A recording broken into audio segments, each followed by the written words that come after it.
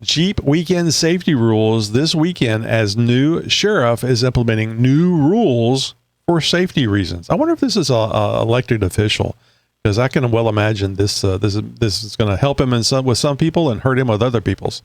So Sheriff Fullen shared the new safety measures on Facebook. He says, "We look forward to seeing everybody on Jeep weekend this year." No, they don't. But we also want to remind you that you need to follow the rules and obey the law. Well, the law is pretty easy because, that's kind of the static thing. The rules that they put in place is what's different. Adventure doesn't wait for a cracked windshield. Windshield defense by Racing Optics is like a screen protector for your phone.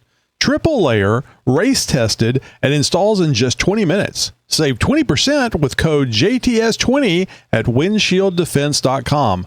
The clear choice. Hi-ho, Jeeper. It's time for another Jeep Talk Show flagship episode. I'm Tony, and this is your official welcome to the Jeep Talk Show. So we're going to be talking about several bits of Jeep news tonight, and also, too, we're going to give you an update on Go Topless Weekend, which apparently is being called Jeep Weekend by the folks local here in Southeast Texas. All right, so let's get to it. New vehicle release and updates. The 2026 Jeep Grand Cherokee Facelift. Jeep unveiled teaser images of the 2026 Grand Cherokee and its top-selling U.S. model on February 8th, 2025. The mid-cycle refresh includes a revised grille, a mid-mounted intake, a new center stack, and a larger infotainment display. I don't follow a lot of vehicles other than Tesla, and I know Tesla has done this, and I wonder if they're kind of copying Tesla here, although this may be an industry standard that they are adhering to. And this is interesting. Most of the physical controls were removed. Again, back to the Tesla thing where everything is a touchscreen. I don't know, the buttons and the knobs. I remember that, back, I don't think I ever had a BlackBerry, but the BlackBerry was nice because it had physical buttons that you could feel and press. The virtual ones that have no tactile touch sensitivity to them are kind of hard to find sometimes. And I think you make more typing errors. I know you get used to it, right? The redesigned 2026 Compass revealed in Europe adopts the Stellantis STLA medium platform shared with Peugeot models. Oh, that's what we always love hearing. I mean, Peugeot, I'm sure, is fine, but it just doesn't seem very American Jeep to me. It offers hybrid, plug-in hybrid, PHEV, and fully electric powertrains. The electric version boasts up to 404 miles. Oh, that would be lovely if that was what it normally was. But this has to be under special tailwind situations, I'm sure. 404 miles of range, European cycle, and power outputs from 145 horsepower, mild hybrid, to 375 horsepower, all-wheel drive EV. I do love the horsepower measurements on electric vehicles. Just got that pesky battery is the issue. It's too big and doesn't store enough voltage. It features a rugged design, a 16-inch infotainment screen, and level 2 autonomy. I think we're going to be hearing a lot more about autonomy, especially after Tesla's rollout of fully autonomous taxis next month. European deliveries start in Q4 of 2025 with U.S. availability unclear. I think it has a lot to do with Stellantis' reassessment of North America powertrains. The 2025 Compass starts at $27,000. $27,000. That's. I mean, $27,000 is a lot of money, but as far as new cars and especially Jeeps go, that doesn't sound too bad, especially for something that's a hybrid or EV. That's $27,000 in the U.S., while European PHEVs is about $48,500. All right, the 2025 Jeep Wagoneer Overland Special Edition. Launched at the 2025 New York Auto Show and Easter Jeep Safari in Moab, Utah, this limited edition, only 2,000 units, Wagoneer cost $74,835 and includes a 32-inch all-terrain tires. That's impressive. I mean, 32-inch tires on a stock vehicle, that's pretty, a few years back, that would be unheard of. Quadra lift air suspension, a 2-speed transfer case, a 48-to-1 crawl ratio, which is not bad for off-road capability. It offers a 10,000-pound towing capacity, which is wonderful. I mean, coming from a Gladiator world of 7,600, that's another 3,000 or 2,000, 2,400 pounds of towing is nice. A 2-year trial of off-road trail guides. I wonder if that's trails off-road. I'll have to ask Todd about that. I bet you it is. Deliveries begin in summer 2025. All right, so this is the most important thing you could ever be concerned about with your Jeep: the paint colors. Honestly though, we love the paint colors, and we defend our paint colors red as vigorously as we can. All right, so new paint colors for 2025 Wrangler and Gladiator. Jeep introduced Joose, Joose, which is an orange. I'd like to think of it as a tip of the hat or a point of the spear for O.J. Simpson. For the 2025 Wrangler and Gladiator on April 4th, I'm sorry, is that too soon? I think it's too soon. For the 2025 Wrangler and Gladiator on April 4th, 2025. So available now. For the 2025 Wrangler and Gladiator is alongside Phantom Blue, Mojito, on olive. There's no way I would have been able to pronounce Mojito if I hadn't heard it several times already. An olive drab inspired a 41, which would be 1941 style of olive drab, priced at $895. Now, you can't just go up there and ask for paint. You can only ask for these colors on a Jeep. So that's how they get you. These colors aim to boost sales, which dropped 7% for the Gladiator and 1% for the Wrangler in Q1 of 2025 compared to Q1 of 2024. A lot of stuff going on election years, so you can hardly fault people for not buying new vehicles. Although I can imagine somebody goes, screw it, I'm going to buy a new vehicle. No telling how long I'll be able to afford this. All right, so concept vehicles in 2025 Easter Jeep Safari held April 12th through 20th. Hope you went. We had I don't know, reports are 30 or so people for the Jeep Talk Show that were out there. Thank you very much for going and having all the fun that you had with all the other Jeep Talk Show folks. Jeep showcased 7 Wrangler and Gladiator based concepts. Jeep Convoy, a Gladiator Mojave based concept with a matte Ghost Ops finish. This was cool. I love this. This is like a 2-door Gladiator. And I think 2-door trucks, especially midsize trucks, are just really, really cool. It also had a J truck hood and a military inspired interior, and it has no production plans. Oh, no shit. We've argued this on several of the roundtable episodes in the past, where the 2-door trucks, everybody loves them. Nobody buys them. So the 4 doors, it's just like the 4-door, the JLUs, the JKUs. Everybody wants a 4-door Wrangler, even though a 2-door Wrangler is much more nimble off-road. And there's arguments. I mean, it depends on the terrain that you're doing and the specific obstacles. Sometimes that longer wheelbase is great. And everybody loves the ability to put to carry passengers in the back. So the same thing's true with the Gladiator. I just think the Gladiator would look a lot cool if they had a Gladiator short bus edition, a 2-door. Maybe they wouldn't go with that one. But I think short bus would be really cool, especially if they came out with a nice bright yellow. All right, another concept vehicle, the Jeep Bug Out 4xe, a Wrangler 4xe with a 2-door ultralight design, PEA 51 matte silver paint. I think that's actually the actual paint code. And a Jeep branded e-scooter features a drop-down tailgate and auxiliary power jacks. I think it'd be really cool if you could easily and not awkwardly carry an e-scooter with you. I think that'd just be a lot of fun. And are there drive-in movies anymore? I mean, is there a drive-in movie somewhere here still in the United States? Because I think it'd be cool to take your Jeep Bug Out with your e-scooter, and then when it's time to get some, of course you're going to park in the way in the back.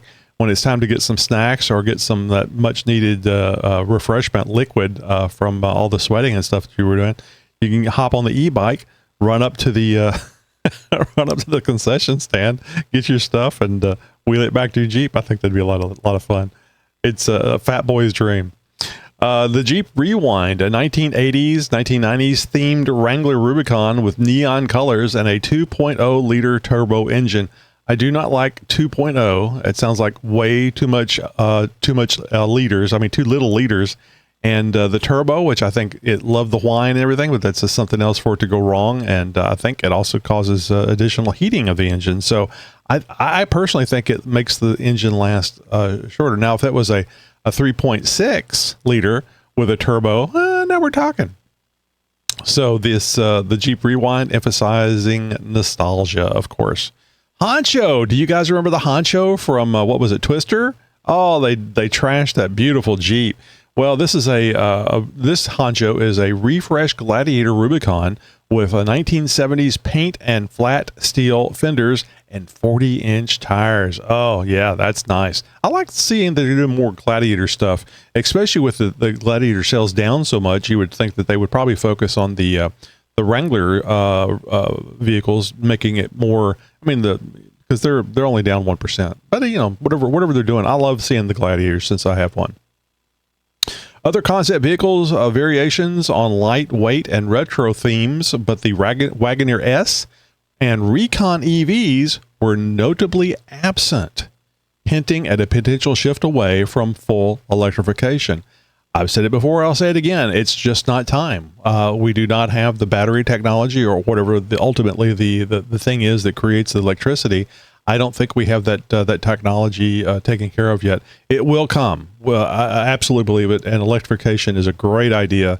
And I'm saying that not for the planet. I'm saying that for my heavy foot, because I love torque and I love go fast. And if I can do that in a 6,000 pound brick, all the better. All right, well, we'll continue with the sales struggles that Jeep has been having. Jeep's Q1 2025 sales show declines. Gladiator down 7%, Wrangler down 1%, as reported before, compared to Q1 of 2024. The Wrangler trails Ford Bronco 32,595 versus the 37,961 units. Well, you know, this is just the new kid. I know Bronco's been out for a few years now, but I think this is still the new kid on the block, or the new kid in school. Everybody loves him or her until they get to know him, and they go, "Oh, this is just a person. We don't care." And I think that's what's going to happen with Broncos. And there's absolutely nothing wrong if you like the Bronco. I got several people that listen to the show, several friends that they have both a Jeep, like a Gladiator, and a Bronco. And besides, it's just one more thing you can give them shit about. Of course, new colors and additions aim to reverse this decline in Jeep sales. They'll get it. It'll work out. I also, too, I think it's going to help that we are getting more jobs, more money into the country. And I think I think ultimately the people in the United States are going to be able to be bringing home more money. And that more money is going to turn into sales. And I think it's going to be quite a few number of sales of Jeeps, because everybody's wanted a Jeep in their life at some point in their life, or they had one, they sold it, and they regret it. All right, so Jeep's Summer Splash 2025 campaign through May 31st, so it's not going on for very much longer, offers free summer vehicle checkups. Oh, that sounds like a sales tool. Extended warranty rewards and merchandise discounts at authorized dealerships alongside Cryogen's similar program. I do not know what Cryogen's is. I'll have to look that up. You can look it up too. Hey Jeepers, Tony here from the Jeep Talk Show. You know how you protect your phone screen with a protector? Now you can do the same thing for your Jeep, Bronco, Ineos, or G-Wagon.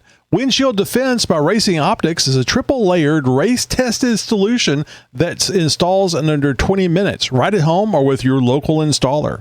Made in the USA and trusted for over 25 years, it keeps your view crystal clear and your windshield safe from rock, debris, or whatever the trail throws your way. Don't let a rock end your ride. Protect your windshield, protect your story, and keep the adventure rolling. And now save 20% with code JTS20 at windshieldefense.com. That's windshieldefense.com, promo code JTS20. Born from racing. All right, I thought this was good. The Jeep ducking tradition. Let's start the groans now. Not everybody groans. There's a lot of people out there that really like that. And keep in mind, the Jeep ducking thing is a way for people to get involved in the whole Jeep experience and not have to have 42-inch tires and a lot of time out in the garage or spending a lot of money having updates done. It's just a duck, and you can take that little duck and put it on somebody's Jeep. And of course, that it's a great thing for kids too. Depending on the Jeep, you may have to an adult may have to reach up to put it there on the door handle. So anyway, the practice of leaving rubber ducks on Jeeps as a sign of appreciation started by Alice in Parliament in 2020. It's amazing. It just started in 2020, and it just blew up almost immediately. And this was in Canada, or she was from Canada. Remains legal per Florida State Trooper Steve Montero. Though, and this is your warning, people, and I think it's just a reasonable one, because nobody likes seeing all those ducks. Although excessive dashboard ducks could pose visibility issues. And we're also talking to the people that still have those GPSs mounted almost in their eyesight on the windshield. You're driving behind them and you go, how can you see? I mean, somebody coming from the passenger side in front of you, you have this big blind spot for that screen that you got up there. I know it's old. Not a lot of people still do the additional GPS modules, but some do. So yeah, folks, keep the ducks down. Don't run it for everybody. There'll be a whole, there won't be a DWI checkpoint. It'll be a duck checkpoint. Sorry, ma'am, you got to get some of them ducks off your dash. That's just too many. That didn't really sound like a Florida person, does it? All right. So the aftermarket highlight, a Hellcat powered, oh yes, Jeep Gladiator with 707 horsepower. Does anybody, I mean, with these high horsepower Jeeps out there, does 707 doesn't have the oomph, the sound to it like it used to? I mean, 1,000, 1,200, 1,500, 10 billion. Those numbers are kind of like the get you numbers now. But anyway, the Hellcat powered Jeep Gladiator with a 707 horsepower, originally priced at just $204,995, sold for a meager. Then you could do this by collecting aluminum cans. Sold for a meager $124,500. I mean, these are damn house prices, or at least back in 97, these are house prices. I know I haven't bought a house in a long time, so maybe I'm just out of the loop. This was Bring a Trailer. Apparently it was a Bring a Trailer event with 1,200 miles, the Gladiator 1,200 miles, showing depreciation in modified Jeeps. $124,000 with 1,200 miles on it. It's a used vehicle, folks. It's a used vehicle. All right, Matchbox released Jurassic World Rebirth themed toys, including a Jeep Wrangler in Explorer colors and an InGen off-road vehicle tied to the 2025 film. Have the number of Jurassic Park movies exceeded the number of Rocky pictures yet? I don't know. Rocky needs to come out with a few more pictures to stay up, keep us up to date. All right, the establishment narrative, mainstream auto media, highlights Jeep's push for electrification, Compass EV, and off-road capabilities, Wagoneer Overland, but sales declines and Stellantis production pauses suggest challenges. Tariff threats and cooling EV market may force Jeep to prioritize hybrids over full EVs, as seen in the Compass varied powertrains. I just think choice is a good way to go. I know it can be more expensive for Jeep having all that those additional parts, and God bless the AutoZone people, or they're really going to be confused with the multiple powertrains. And in the absence of Wagoneer S and Recon concepts, the rumors are about plant closures, exaggerated issues, but reflect real concerns about North America manufacturing. Always verify claims against primary sources like Stellantis announcements. I know there's concerns over tariffs, but I think we're starting to see the tariffs fall away. And I think it wasn't something to be overly concerned about to begin with, but I certainly can see how Stellantis would be concerned about tariffs, because they have no idea how long they're going to last. and they just have to plan accordingly. I would have expected them to last a lot longer than what they have, and of course they're still going on. I think we're seeing some light at the end of the tunnel, and no, it's not an oncoming train. All right, folks, are you going to Go Topless Day this month? Got some, we've kind of reported on this about the beach closed at Bolivar here in Southeast Texas, down around Galveston. And it was kind of tongue in cheek, but I think they were actually thinking about doing it. Well, it's almost as bad as what we had reported. So more than 400 officers from 14 law enforcement agencies are patrolling the Bolivar Peninsula to enforce strict Jeep Weekend safety rules. Keep in mind, Jeep Weekend is what they're calling the Go Topless Day. I don't know. Maybe it's a copyright infringement that they're worried about.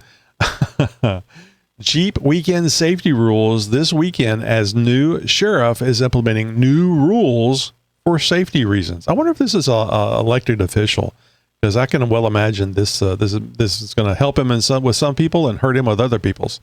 So Sheriff Fullen shared the new safety measures on Facebook. He says, "We look forward to seeing everybody on Jeep Weekend this year." No, they don't.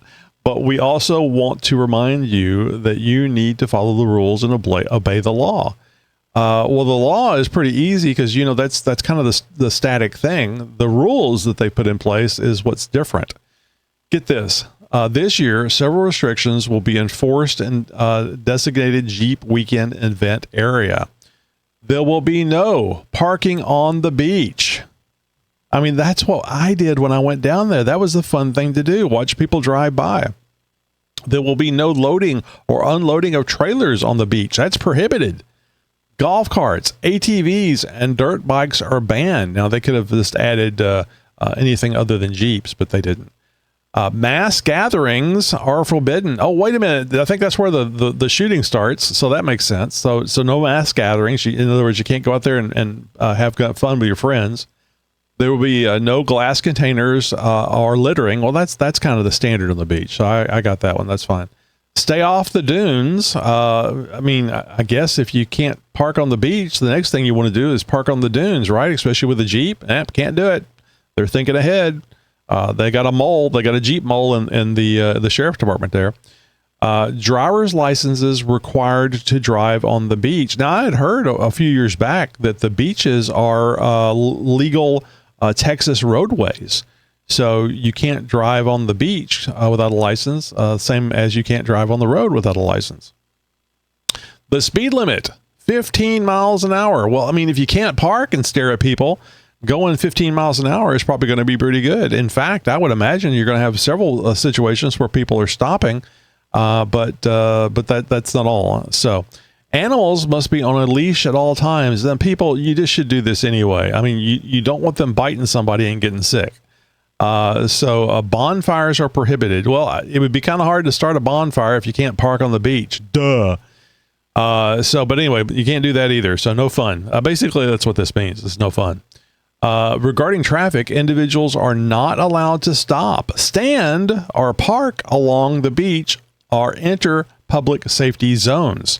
Traffic will enter, get this, wrap your head around this. Traffic will enter on Honeysuckle Drive and exit on Stingaree Drive with flow directed eastbound. So you're going to be on a conveyor belt, people, and there's not going to be anybody to watch you because the only thing you're going to see is the Jeep that's in front of you. There's not even two-way traffic. So it's not like you're going to be passing other Jeeps. And I think they probably thought of this because they don't want people stopping and talking or handing over a beer or, having fun. So all this is geared towards public safety, which is equivalent to you can't have fun. So tell me, are you not going to go to Bolivar for the Jeep, the Jeep Beach Weekend, the Jeep Weekend, the Go Topless Day? I think that the whole thing here is that it's going to make a lot of people stay home or go someplace else. Oh, and by the way, Jeep Weekend, every weekend is a Jeep Weekend, people. They just don't know what's going on here.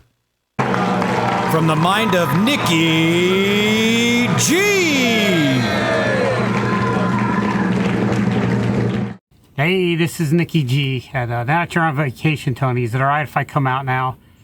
You didn't leave me enough kibble. I do have enough water, though. That's not why I'm calling. Calling to tell you that I didn't think orthopedic shoes would work for me. Yeah, I stand corrected.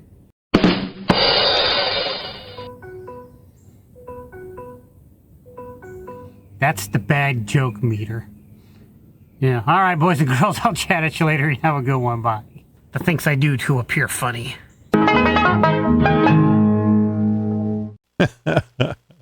You gotta love Nikki G. It's in his contract. All right, did this Jeep show episode get your engine roaring? Show us some love by dropping a 5-star rating and a blazing review on your go-to podcast platform. It's your way to help us expand the Jeep family. Keep the adventure rolling by hitting follow on social media and joining our newsletter crew for the hottest Jeep updates, unmissable events, and always some potential awesome giveaways. Got a burning question or a wild idea for our next episode? Fire it over to us at jeeptalkshow.com/contact. And thanks for cruising with us, and get ready for some more thrilling journeys ahead. Broadcasting since 2010. You're my friend. You're my new friend.